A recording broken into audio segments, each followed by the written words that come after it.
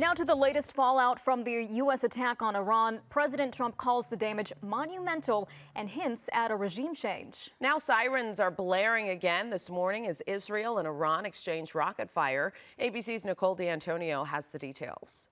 This morning, the Department of Homeland Security warning of a heightened threat environment in the United States following the attack against Iran's nuclear facilities over the weekend.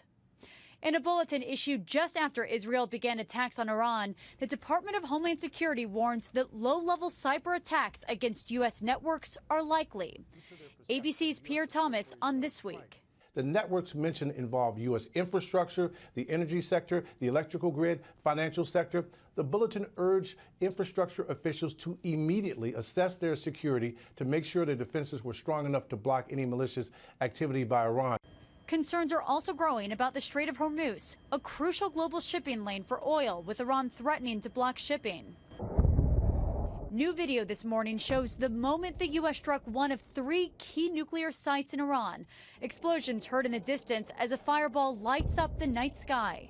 On Saturday, about a dozen B-2 bombers took off from Whiteman Air Force Base in Missouri for Operation Midnight Hammer.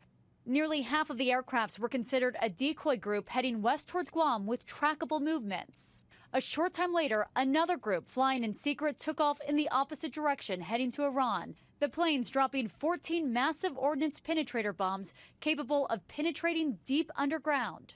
The fallout of the strike raising questions of what comes next. No, we're not at war with Iran, John. We're at war with Iran's nuclear program. We want Iran to give up their nuclear weapons program peacefully. President Trump now appearing to entertain the idea of a regime change in Iran, posting on social media, "If the current Iranian regime is unable to make Iran great again, why wouldn't there be a regime change?" And today, President Trump is scheduled to meet with his national security team in the Oval Office.